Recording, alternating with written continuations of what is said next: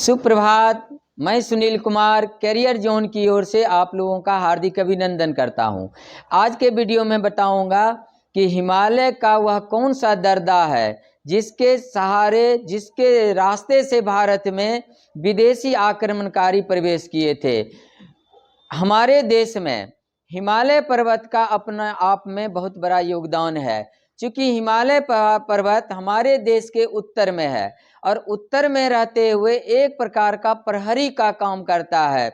वह दो दृष्टिकोण से, एक सबसे बड़ा दृष्टिकोण सा है कि वह साइबेरिया से आने वाली ठंडी हवा को रोक करके भारतीय क्षेत्रों को बर्फीली हवा से रक्षा करती है। और दूसरा हिमालय पर्वत प्रहरी के रूप में कि जो विदेशी आक्रमणकारी हैं उनको आक्रमण करने के से एक बाधा के रूप में काम करती है। तो चलिए आज मैं इस बारे में चर्चा करूंगा कि जो विदेशी आक्रमणकारी भारत में आए वह किस दर्रा से। हिमालय पर्वत का विस्तार पश्चिम से पूरब की ओर है और वह 2500 किलोमीटर में फैले हुए हैं। जो हमारा भारत का कश्मीर और लद्दाख का क्षेत्र है जो पश्चिम में और पूरब में अरुणाचल प्रदेश तक में, इसमें कई दर्रे मौजूद हैं। लेकिन जो हमारा हिमालय का पश्चिमी भाग है उसमें कई दर्रे जो पूर्व भारत यानी जो पाकिस्तान अभी वर्तमान में है, जिसमें खैबर दर्रा, बोलन दर्रा, गोमल दर्रा, कुर्रम दर्रा, ये सभी दर्रे हैं जो अभी पाकिस्तान में है, जो हिंदू कुश पर्वत से सटे हुए भाग में है। तो चलिए सबसे पहले जाने कि भारत में सबसे पहले आर्य आया। तो आर्य लोग आया किस दर्रे से?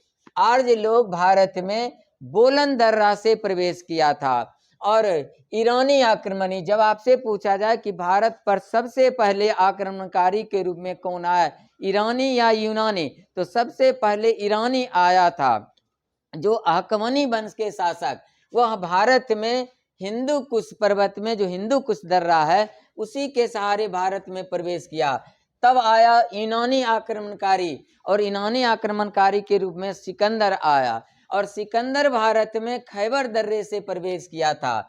सबसे पहला यहाँ पर मैं बता दूं कि सबसे पहले भारत में मुस्लिम आक्रमणकारी और सबसे पहला तुर्की आक्रमणकारी सबसे पहले हमारे देश में सुबुक्तगिन आया था, जो खैबर दर्रे से प्रवेश करके हिंदू शाही वंश के राजा जयपाल को, जो पंजाब और गांधार के राजा था, उसको हरा दिया था। इसलिए जब भी पूछा जाए कि सबसे पहला तुर्की आक्रमणकारी कौन था, वह सुबुक्तगिन था जो खैबर दर्रे से प्रवेश किया था। और तब आया था मोहम्मद गजनवी, और मोहम्मद गजनवी के बारे में कहा जाता 17 बार आक्रमण करके और 17 बार जीत करके पूरे भारत को जीत लिया था। और वह एक प्रकार का मूर्ति भंजक था जो धन लूटने की लालसा से भारत पर आक्रमण किया था।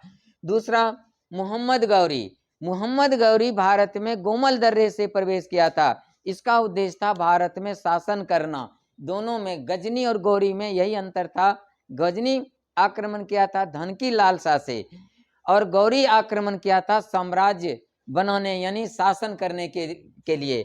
तब भारत में आया था मुगल वंश के संस्थापक बाबर, और बाबर भारत में आक्रमण किया था तो खैबर दर्रे से भारत में वो प्रवेश किया। यहाँ पर मैं बता दूं भारत पर सबसे पहला मुस्लिम आक्रमणकारी के रूप में मोहम्मद बिन कासिम आया था, जो वह सिंध यानी सिंधु नदी के साथ लगे सिंध मकरान तट के रास्ते से भारत में प्रवेश किया था। और सिंध के राजा कर्नल दाहिर था जिसको हरा करके भारत में इस्लामी राज की स्थापना किया था। यही भारत का हमारा दर्रा है। अगले वीडियो में बताऊंगा कि भारत का सबसे ऊंचा दर्रा कौन है और किसको किससे जोड़ती है। बहुत बहुत धन्यवाद। फिर मिलते हैं हम अगले वीडियो के साथ।